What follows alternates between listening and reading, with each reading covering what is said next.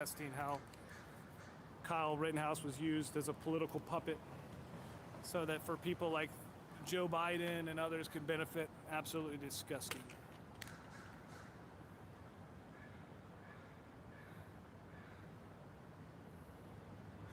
We'll put this here. You guys want to know what I did so wrong? Go to the transcripts, read the transcripts. Don't be sheep and spread pig lies. That's another George Orwell Animal Farm reference. We used that once already today. Oh yeah.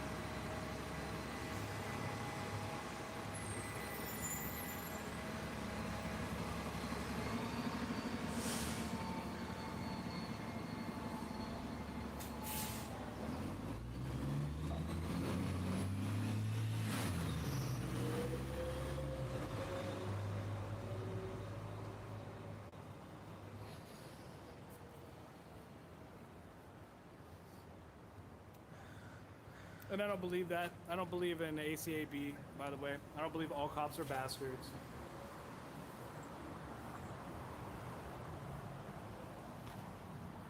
We're done. The fuck 12, you know, they just are learning about numerology, or what is it when you use coding, when you use numbers for language? They just love the idea that they found out that they're like, 1 means A and 3 means, and they fell in love with it, and they just. But look, this looks like a child wrote it. The area smells like strong chemicals, like strong paint cleaner. I think that's coming from across the street. Stop normalizing abusive cop behavior. Nyam, nyam, nyam, nyam, nyam. Kyle Rittenhouse is guilty. See, I might believe that if this said Kyle Rittenhouse is innocent. Because the whole state should be ashamed of what they did to Kyle Rittenhouse. And you watch the trial and you see those officers get on the stand. They explain how they manufactured the entire thing at the behest of their political district attorney, just doing their jobs. And all the way 3,000 miles away here in Portland, Oregon from Wisconsin, you've got fuck Kyle on the fucking on our streets. This is horrible. I'm so angry. This young man is a hero. I want the kind of hero that I want in my community. He's the kind of person that I want in the community, and the people that they're defending is absolutely fucking disgusting. That's an opinion of mine. And give that to you.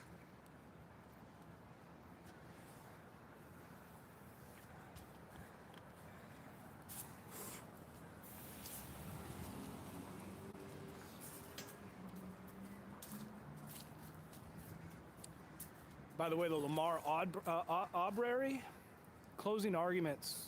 Is that how I'm saying his name right? Lamar Aubrey. Closing arguments are on Monday. Nick Rekieta Law. Go check it out. Oh, I'm sorry. I don't think Nick is covering it. Nate the lawyer at YouTube. Nate the lawyer is covering. He's been covering that trial. Hashtag LawTube.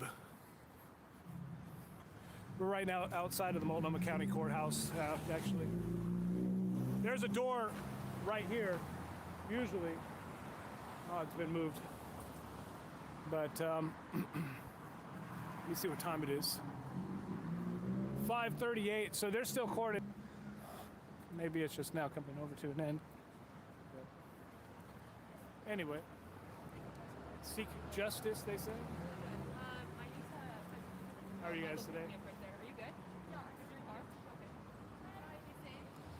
So here is the wooden door, the plywood door. The way that this is a sign of distress, but the way that we painted the sign of distress basically having all of these protesters, they had, and I'm not sure if children painted this. It looks like kids painted these, but I'm pretty sure adults are the ones that painted all of these. And this is on the plywood surrounding the Multnomah County Courthouse.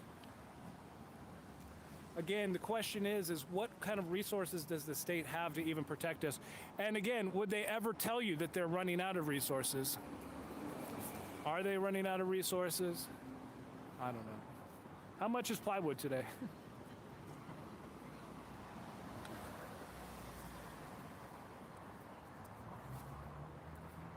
Yeah, man, that's where the power is, though.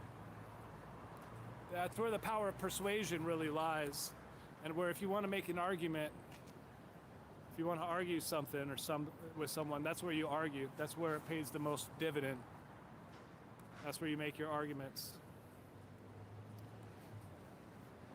Multnomah County Courthouse right now. I've been arrested quite a few times there, DePrimo, quite a few times. So it depends on which time I was arrested. And at this point, I've been arrested so many times I can't even tell you all of them.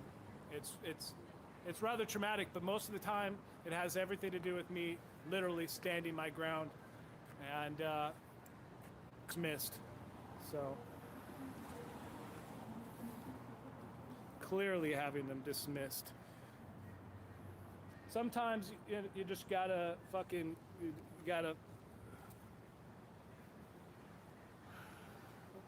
stand up and do the right thing. And sometimes that means you have to stand in the face of unlawful orders and piss officers off. I've literally been arrested for being on probation when I wasn't on probation. And then they were like, "You're on probation." I was like, "I'm not on fucking probation."